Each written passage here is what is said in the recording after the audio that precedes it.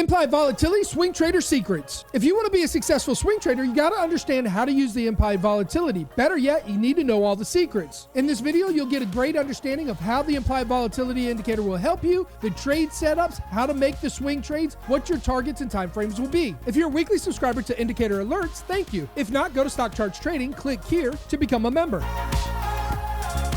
The Volatility Index, or otherwise known as the VIX, which is based off the implied volatility of the S&P 500 index options. The VIX helps monitor the measure of supply and demand as well as put and call ratios. Option contracts are made up of intrinsic and extrinsic values. Intrinsic value is how much the stock equity contributes to the option premium, while extrinsic value is the amount of money paid over the stock's equity price. Extrinsic value consists of factors like time value, which is the amount of premium paid until expiration, and implied volatility. Important word there, because implied volatility is how much more or less an option premium swells or shrinks depending on supply and demand for the option. I know that's hard to equate sometimes when you're reading and hearing the information, but let's put it in simple terms. The VIX measures the SPY calls and put ratios. Depending on the volume of the call and put ratio, the implied volatility will go up or down, and you'll have to pay that premium of the implied volatility as it goes up, or you'll have reduced costs if it goes down. The VIX index is an overall view because it monitors the SPY, which has 500 stocks, whereas the implied volatility you can put on any chart that has options available on any trading platform.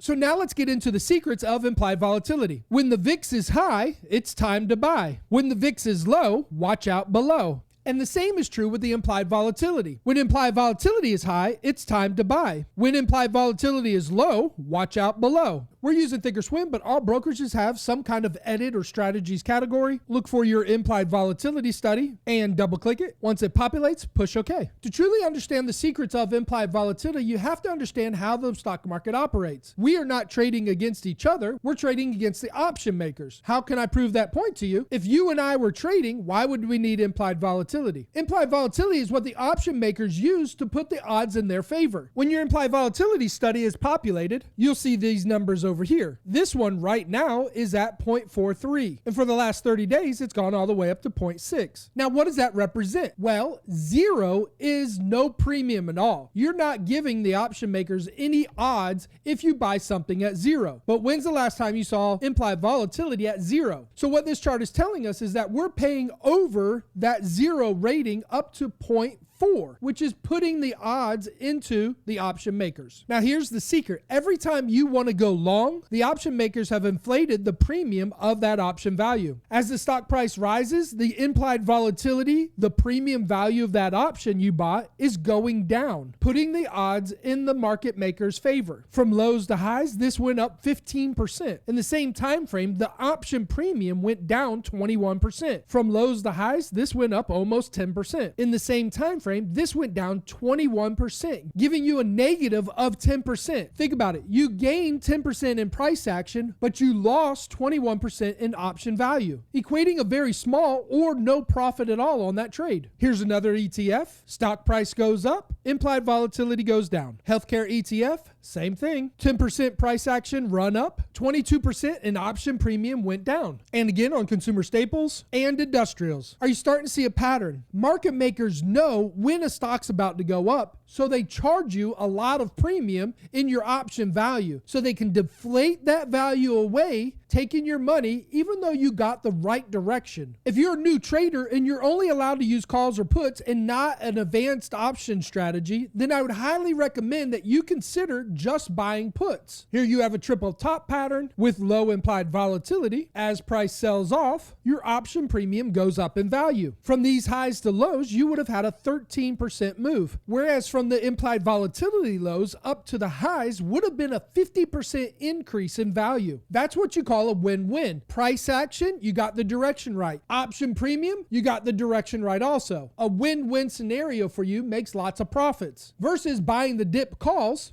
You get the direction right, but the option premium decays. Here's Tesla. If you bought the dip at these 2 points, you can see the implied volatility was relatively high. This was a huge move, 8 days, 25%. But notice at the same time, implied volatility went down by 18%. This trade, 10 days, 18%, but implied volatility would have stole 15% of your profits. Now that we see making money is a real challenge buying calls in the hopes that the stock will go up, let's see what it would look like to buy some puts. If you were to enter a trade at either one of these entry points and took profits at either one of these support levels, the price action move was around 18%, whereas the option premium also gained 15%. Double whammy. You got 18% on price action, 15% in premium. That means real good profits for you. If you use Thinkorswim by TD Ameritrade, then you might want to consider purchasing the implied volatility indicator, creating a midpoint for you, highlighting the upper level, showing you that premium is high, which is great if you're doing advanced option strategies, because with butterflies or verticals, you'll be able to collect that premium in instead of losing it. It has the bottom portion in red,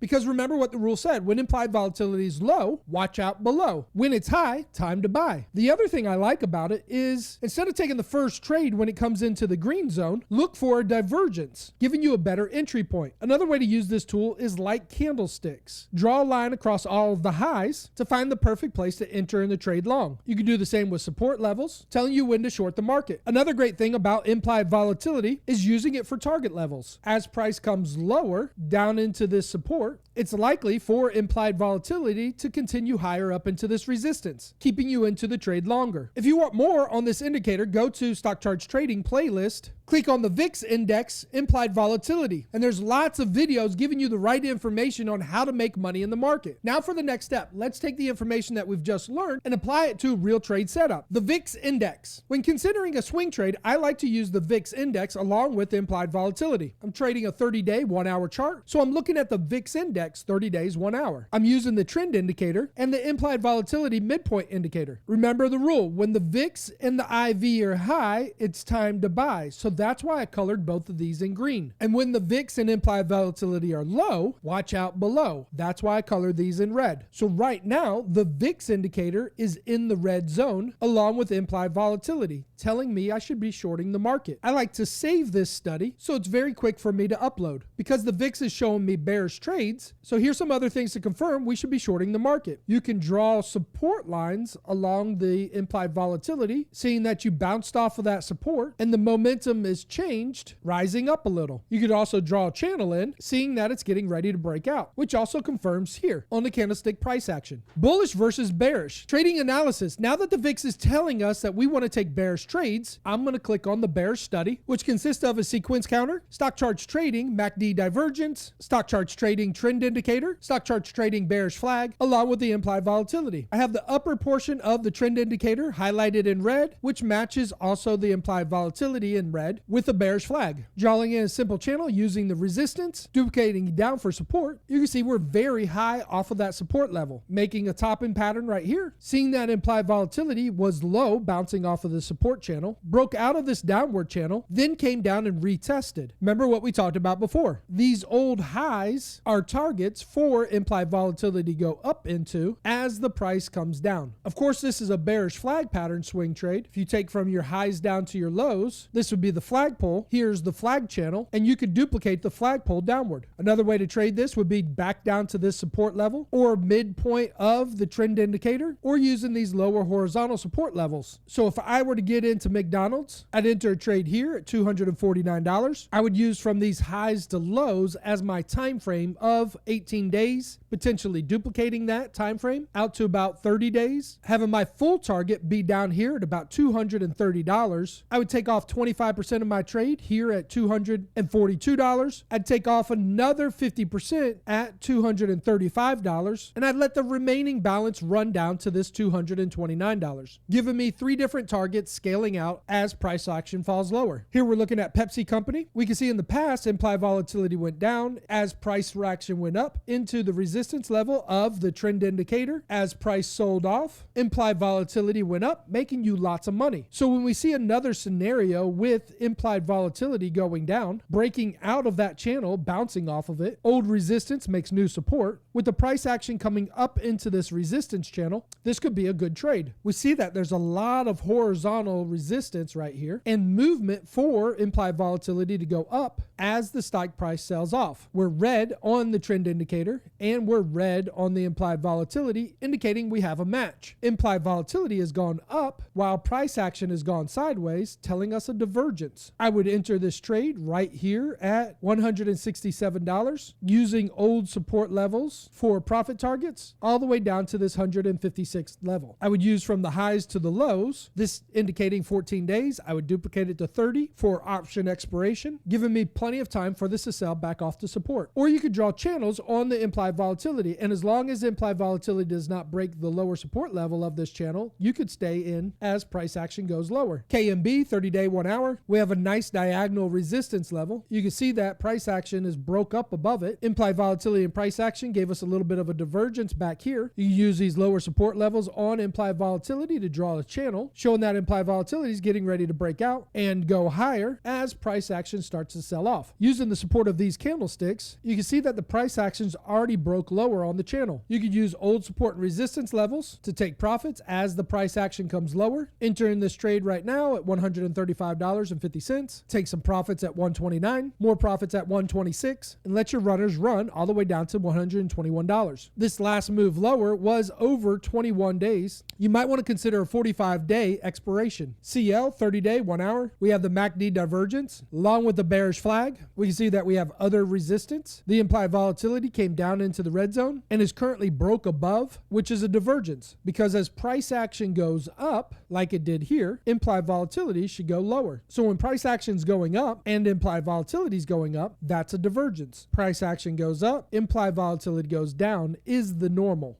Again, we could take the old highs of implied volatility in anticipation that the implied volatility will rise as price action goes lower. Targets for CL, I would use old support and resistance levels. First one being around $70.50. The next one being $75.50. And the last one I would hold all the way down to $73. The time frame I would take all the way from the outside of these lows to the outside of these highs, giving me the max amount of time, then doubling it 21 days, meaning I would do a 45-day expiration. I hope those implied volatility secrets help you trade. Getting the mindset of the market makers and trading with them instead of against them is a real win. Another real win is indicators, indicators, indicators. Having great indicators is really important to having a good strategy that you can consistently make profits of. You saw how easy it was for us to identify red on red, short the market, or green on green, go long. It makes for a quick trading analysis and confirmation that you're trading in the right direction. Having all of these things work together is a great benefit to you. Click on Stock Charts Trading and see which indicator would best serve you to make more money in the market.